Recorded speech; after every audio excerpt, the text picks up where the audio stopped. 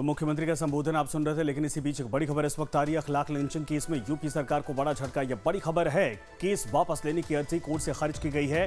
Surajpur court ने खारिज की शासन की अर्जी। और ग्रेटर नोएडा के चर्चित बिसहाड़ा अखलाक लिंचिंग केस में सूरजपुर अदालत ने आरोपियों के खिलाफ केस वापस लेने की शासन की याचिका खारिज कर दी है। कोर्ट ने अभियोजन की अर्जी को आधारहीन और महत्वहीन बताया। इस फैसले के बाद साफ हो गया है कि आरोपियों पर मुकदमा जारी रहेगा। यह बड़ी खबर इस वक्त आ रही है। केस वापस लेने की जो अर्जी दाखिल की गई थी उसको खारिज कर दिया है सूरजपुर कोर्ट ने। शासन की अर्जी को खारिज कर दिया है। ऐसे में आपको बता दें कि जो आरोपी थे, जिनके ऊपर अखलाक की हत्या करने का आरोप लगा था पीट कर, उनको फिलहाल उनके ऊपर जो कार्रवाई है, जो आरोप थे और जो एलिगेशन लगे थे वो जारी रहेंगे। तो सीपीआई-एम नेता वृंदा करात ने अदालत के फैसले का स्वागत किया है। इस पर मैं माननीय अदालत को धन्यवाद देती हूँ, क्योंकि उन्होंने एक बहुत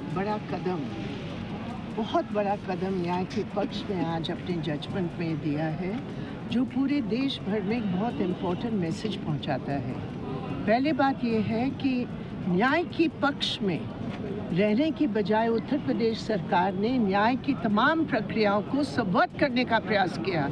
आज यूपी सरकार पर ऐसे थप्पड़ लगा है कि पूरी साजिश के साथ इतनी भयानक घिनौना केस में वो केस ही वापस लेना चाह रहे थे। क्या होता हमारे देश की न्याय के, क्या होता अगर आज जज साहब कुछ और सोचते।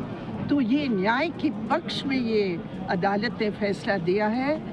अखलाक की परिवार बहुत हिम्मत के साथ खड़े हैं, और उस हिम्मत दिलाने में जो हमारे दोनों वकील साहब हैं, हमारी यूसुफ सैफी जी है, आज हमारे साथी अदीब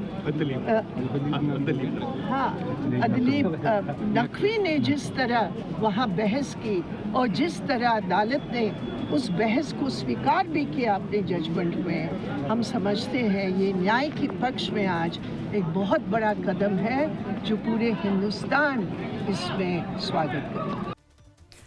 तो वृंदा करात को आपने सुना, लेकिन अखलाक मामला आपको याद होगा। दरअसल यहाँ पर प्रतिबंधित मांस को लेकर बवाल हुआ था, और उसके बाद दरअसल अखलाक को जिस तरीके से पीट के मारा गया था, यह मामला कोर्ट पहुंचा था। और रविंद्र हमारे साथ पूरी जानकारी के साथ जुड़ गए। रविंद्र, क्या जानकारी है? कहा जा रहा है कि शासन की तरफ से केस वापस लेने को लेकर ये याचिका थी, लेकिन कोर्ट ने साफ मना कर दिया।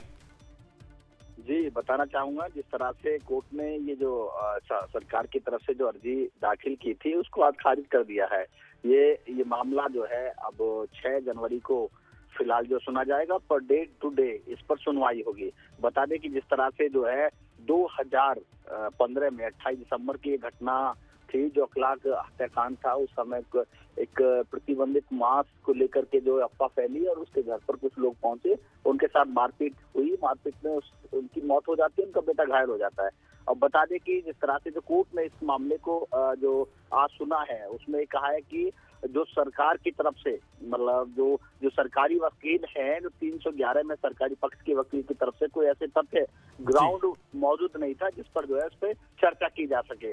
बता दें कि जिस तरह से जो गवाही, इनकी बेटे की गवाही हो चुकी है, बेटी की गवाही हो चुकी है, और इसमें जो है ये जो है विचाराधीन मामला है, चार्जशीट इसमें जा चुकी है। और इसमें जो इनकी माँ थी अखलाक खान, इनकी जो माँ थी, इनकी माँ की जो है पहले ही मृत्यु हो चुकी है, और अन्य गवाहों की अभी जो है जो गवाही है वो जारी है। उनका बेटा है। बिल्कुल रविंद्र, और ऐसे में कोर्ट ने साफ मना कर दिया है कि ये जो याचिका है उसको खारिज किया जाता है, यानी जो केस है वो चलता रहेगा। धन्यवाद इस पर तमाम जानकारी के लिए।